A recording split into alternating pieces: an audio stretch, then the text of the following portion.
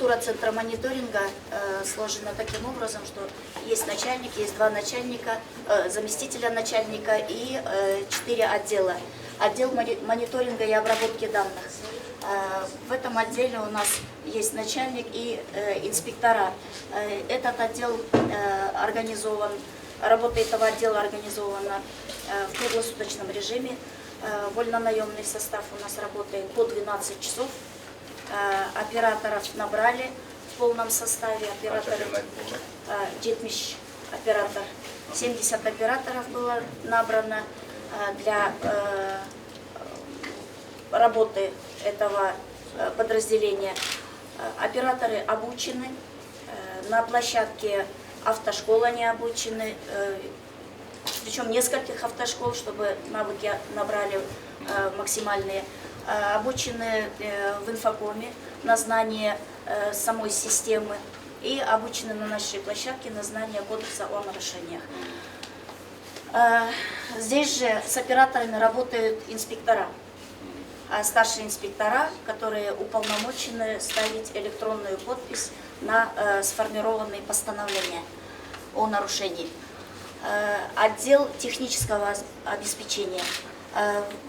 Этот отдел призван для поддержания всей технической работы всего центра. Отдел правовой поддержки. В этом отделе, этот отдел будет заниматься судебным сопровождением, в случае чего, если граждане подадут в суд, то они будут защищать интересы закона. Отдел по работе с обращениями граждан. В этом же отделе у нас открыт колл-центр, так сказать, горячая линия, которому присвоен номер 100. На данный момент вот он уже прошел все согласования, все процедуры согласования, экспертиз и на подписание идет. Этот отдел будет, значит, заниматься приемом граждан. В случае необходимости любой гражданин может обратиться, если, допустим, есть недовольство, рассмотреть, показать, объяснить, в чем было его нарушение. Если, допустим, гражданин будет не удовлетворен ответом инспектора, то он может подать письменное заявление, которое рассмотрит комиссия. Да. А в составе комиссии кто будет? В составе комиссии руководящий состав будет, специалисты по дорожной безопасности будут и гражданский сектор. Колл-центр, о котором я коротко сказала, находящийся в составе отдела по работе с обращениями граждан. Работа этого центра будет также организована круглосуточно. То есть звонки могут поступать в любое время суток и будет оказана квалифицированная юридическая поддержка. Дальше. Что касается процесса работы, в связи с чем создан Центр мониторинга. Совершенное нарушение будет поступать на аппаратно-программные комплексы. Аппаратно-программные комплексы у нас 3 видов: стационарные, передвижные и мобильные. У каждого комплекса определенные свои функции. И сейчас уже на сегодняшний день рассказывать о том, как они работают, наверное, нет необходимости, все это уже увидели. Поступившее нарушение, зафиксированное нарушение на аппаратно-программный комплекс через государственное предприятие «Инфоком», где находится общий сервер, генерируясь с другими базами данных, поступает на мониторы наших операторов. Операторы обрабатывают эту информацию. Да, вот они, эти мониторы. Операторы обрабатывают эту информацию, сверяют все данные, чтобы не было ошибки, формируют постановление, и это постановление о нарушении направляют уполномоченному инспектору для проверки. Еще один, значит, этап проверки проходит, и после проверки инспектор ставит свою электронную подпись. После этого это постановление о нарушении направляется почтовому оператору для доставки автовладельцу. По адресу владельца, да? Да, по адресу владельца автотранспорта. Вот таким образом происходит процесс. Из чего состоит наше постановление, да? Постановление о нарушении. В верхнем левом углу это сведения о нарушении. В верхнем правом углу сведения о владельце транспортного средства. Дальше по центру идет фотоколлаж о нарушении. Под фотоколлажом разъяснение дается, какое нарушение было совершено и на каком участке, в какое время. Вплоть до времени нарушения. Не то чтобы день, а время нарушения даже отмечается. Ну и нижняя часть лицевой стороны постановления – это информация об оплате. Разъяснение, да? Да, разъяснение, как и где могут оплатить.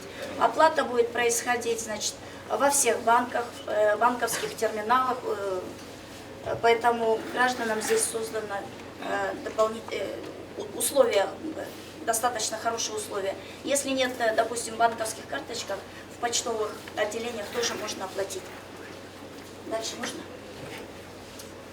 Оборотная сторона постановления выглядит вот таким образом. И на оборотной стороне указаны, значит, данные лица рассмотревшего, уполномоченного лица, рассмотревшего это постановление.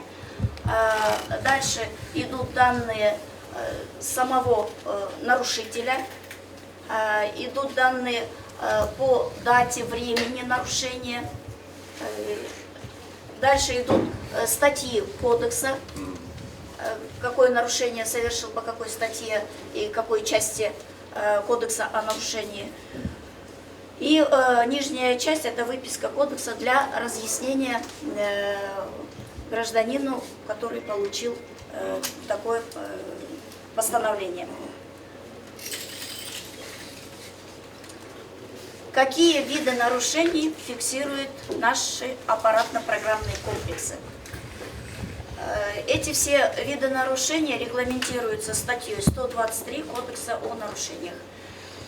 Первое – это превышение водителем транспортного средства установленных ограничений скорости движения транспортных средств. Эта статья предусматривает штраф первой категории, то есть 1000 сомов, и штраф четвертой категории 7500 сомов. Когда превышается скорость на 20 км в час, это получается 1000 сомов, первая категория, и если превышается скорость на 40 км в час, то уже четвертая категория. Второе нарушение. Нарушение требований дорожных знаков либо разметки проезжей части дороги.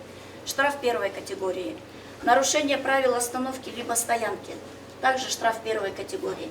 К этой категории относится и нарушение правил проезда пешеходных переходов или не предоставление преимущества в движении пешеходам на нерегулируемых пешеходных переходах. И также нарушение запрета двигаться по тротуарам либо пешеходным дорожкам. Штраф второй категории предусматривает нарушение проезд на запрещенный сигнал светофора, либо жест регулировщика и нарушение правил обгона, либо встречного разъезда. Размер этого штрафа 3000 сомов. 30 расчетных показателей. Как происходит обработка нарушений операторами? Вот они получают фотоколлаж, получают информацию по фотоколлажу, по транспортному средству, по его владельцу. Это все сверяется. Скажем так, вот здесь написаны данные номера, госномера 8249. На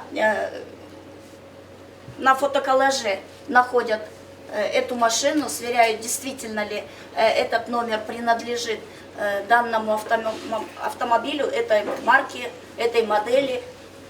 Место нарушения смотрят, где штраф сверяют, правильно ли вид нарушения с этим штрафом. Вот, и ставят, значит, обработать. Отмечают пунктик обработать. Так, по статусу постановления, да, здесь у нас на экранах операторов будет, значит, в интерфейсе есть такие данные, как номер и дата постановления, номер транспортного средства, анкетные данные самого автовладельца. Здесь же мы можем видеть статус оплаты и статус доставки. То есть после того, как сформируется постановление и направится почтовому оператору, в течение 3 дней почтовый оператор доставляет постановление владельцу автотранспорта и передает нам уведомление о доставке. И с этого момента начинается отсчет 30 суток. На 31-е сутки, если в добровольном порядке гражданин не оплатил штраф, идет пеня.